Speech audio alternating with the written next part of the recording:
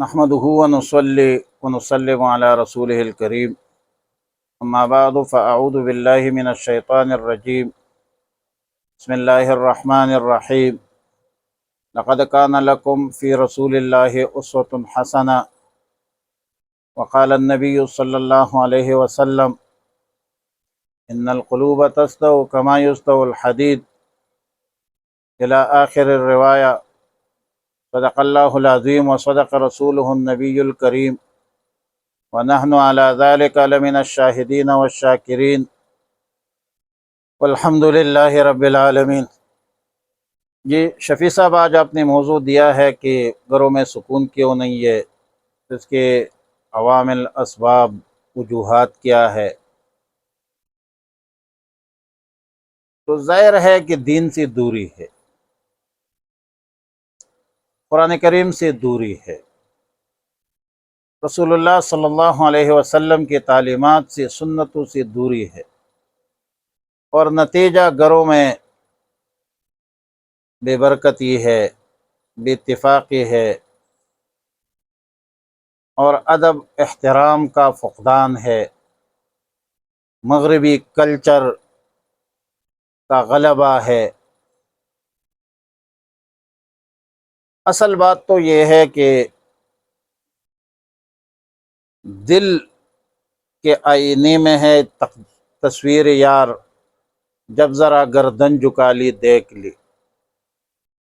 یہ دل جو ہے یہ رئیس الاعضاء ہے، پورے جسم کا جو بادشاہ ہے، وزیر اعظم ہے، وہ دل ہے۔ تمام اعضاء کا سردار جو ہے وہ دل ہے۔ اب یہ جو دل ہے اور دل کی جو کدورتیں ہے، یہ کیوں پیدا ہوتی ہے؟ تو دل کو زنگ لگتی ہے، اور دلوں کو جب زنگ لگ جائے تو ظاہر ہے کہ پھر زنگ آلود پرزہ جو ہے اس کے کام کی نوعیت اور رفتار، ویلاسٹی ہمیشہ سستی کی شکار ہوتی ہے، اور دل کو ایسی زنگ لگتی ہے جس طرح کہ لوہے کو زنگ لگتی ہے، اور جب لوہے کو زنگ لگ جائے تو پھر اس کو صیقل کیا جاتا ہے، ریگمال کیا جاتا ہے، اور دل ریگمال ہوتی ہے قرآن پڑھنے سے، اللہ کا ذکر کرنے سے دل منور، مطہر اور مزکہ ہو جاتا ہے۔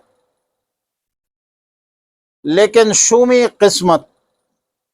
ہماری بدبختی یہ ہے کہ آج ہم قرآن دن میں گھروں میں کتنا پڑھتے ہیں؟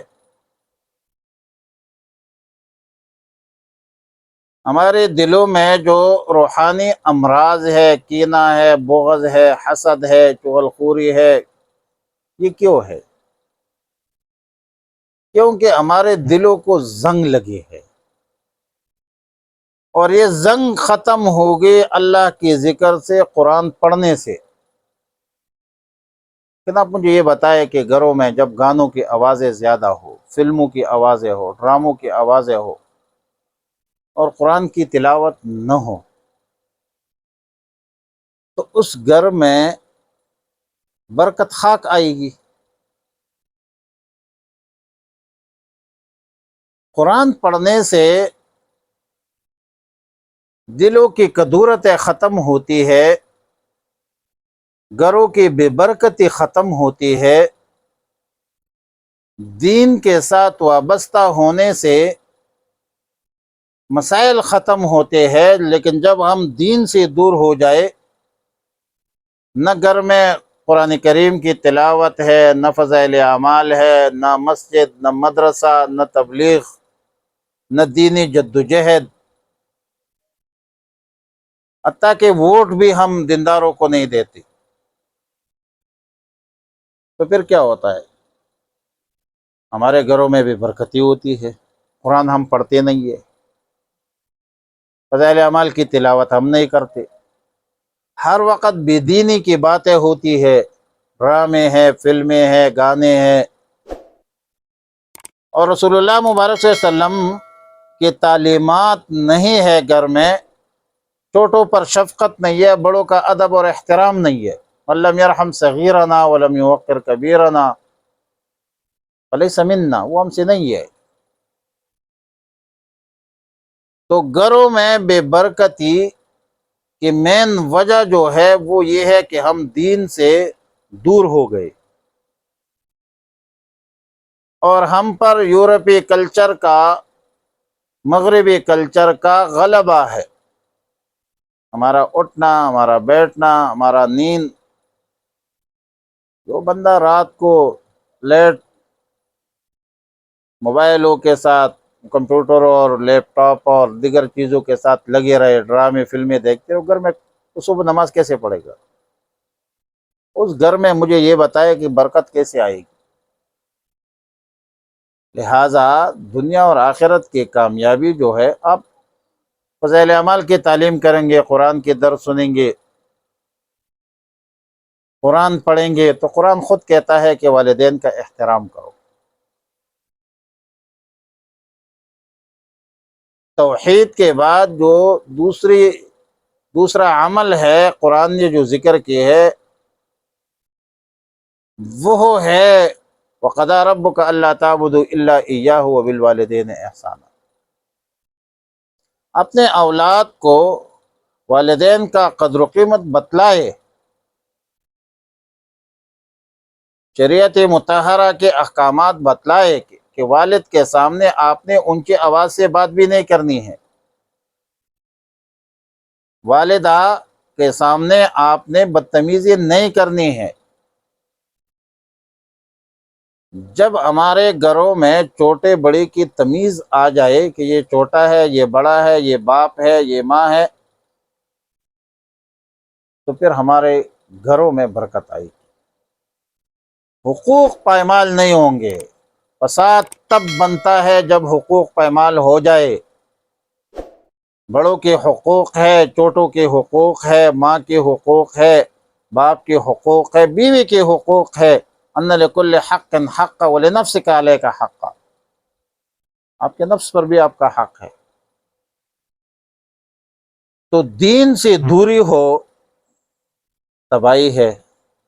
قرآن نہ پڑھنا، قرآن کو ہاتھ نہ لگانا، قرآن گھروں میں نہ پڑھنا، گھروں میں بھی برکتی آتی ہے۔ دین سے دوری ہے، قرآن گھروں میں بھی برکتی آئے گی۔